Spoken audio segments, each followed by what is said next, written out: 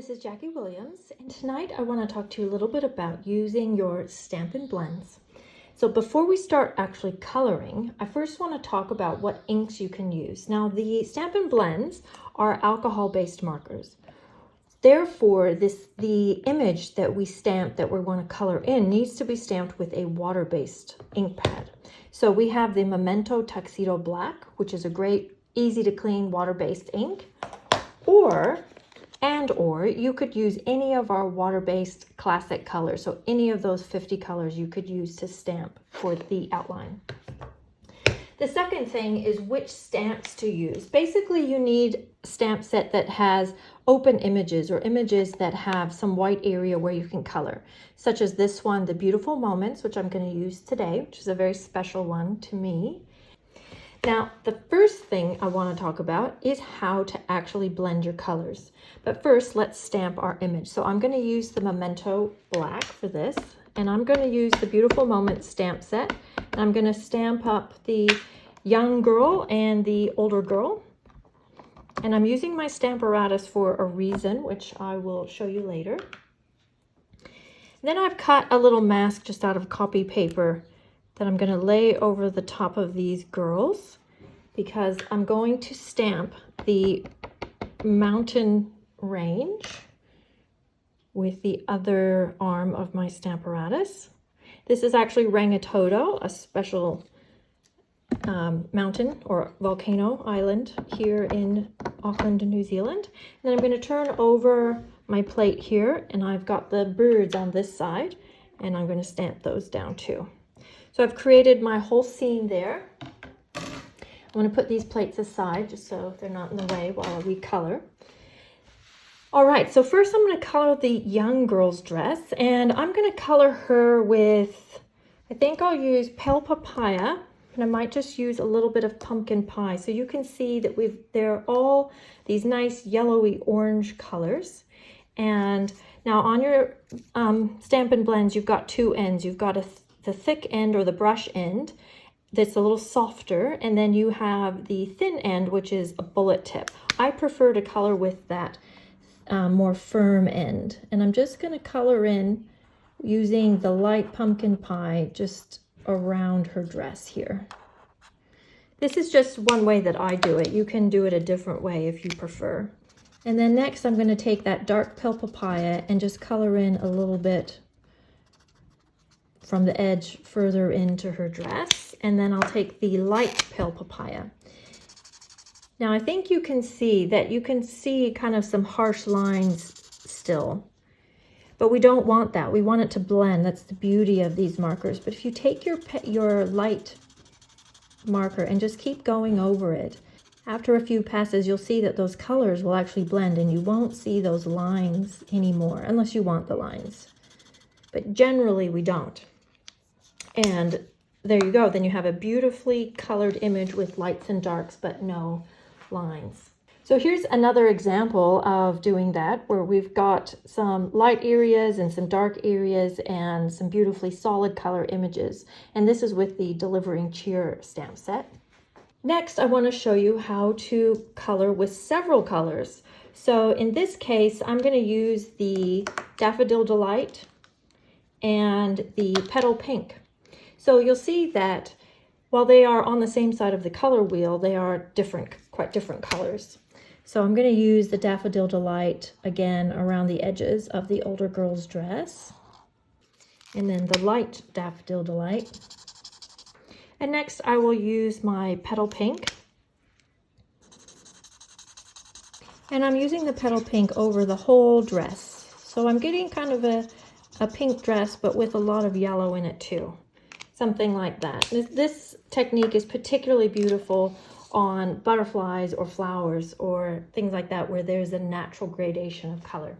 Now here's a few other examples. This is using the Daisy Garden stamp, and you can see that I've mixed the purples and the blues here, but because I've blended them quite well, you can't really see a sharp line between the two colors, but they kind of blend seamlessly one into another. And then this one, using that cute pig from Joyful Life, I've colored him in pink and then some dark pink, and then added some muddy spots with my crumb cake marker, which is quite cute. Next, whenever I'm coloring with the Stampin' Blends, I always get out my color lifter and also either the dark and light smoky slate or the dark and light gray granite. The light smoky slate or the light gray granite is really good for just adding some shadows and color where maybe it's natural for that image to be just that little bit darker in a certain spot where the shadows would naturally fall. And it's the kind of thing that you don't really notice, but it does make a difference. And then the color lifter actually moves some of the color and makes an area lighter. And it does take a moment to develop, so let it just sit. And you can see where that skirt has become lighter already. Here's another example of using the color lifter and gray. It's the kind of thing you can't really see, but there is a little bit of gray here at the bottom, the tummy edge of the chicken. And also I've used the color lifter right in here to create a light spot. And on this example with the Count on Me bear, I've colored his little jumper in with Calypso Coral and then taken the color lifter and just added little dots to create a pattern that wasn't even there before. And on this one, when you look at this one, I think what you would see is yellow flowers. But if you look more closely, there's actually a lot of gray that I've drawn in there where those lines already are on the stamp. So like I said, it's not the kind of thing that necessarily jumps out, but it does add some depth to your images. Now, the next thing I want to talk about is skin color. So we have quite a few browns and pinks in our collection that you can use. And you can mix and match them to create any sort of skin color that you want. In fact, I have created a chart, and I'll put the link below this video, my Stampin' Blends skin color chart. And how this works is basically this color mixed with any of these colors. So if you kind of match them across, gives you, that's the end result. So you can pick which skin color you want to go for. And then, so if you wanted this one, you know you'd need the bronze marker and the ivory marker, and you use them both. So hopefully that's helpful. So in this case, I think I want to use the ivory. And then over top of the ivory, I'll use the light crumb cake.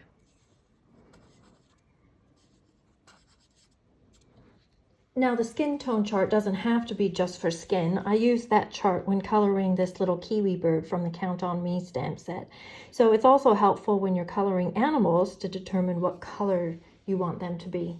Now, another tip when using your blends and using your Light Smoky Slate blend, I find it looks really good to take your smoky slate and just go around the outline of your image. Now, I've already done that on most of this image, and again, it's probably not something that jumps out at you, but it does add the effect of depth, so your image just looks that little bit less flat. Another tip when using your blends is if you leave it in the Stamparatus, you can then take whatever color you used to stamp your outline with, and you can stamp a second time after you've completed all the coloring, and you will get a much sharper, clearer image, the outline image.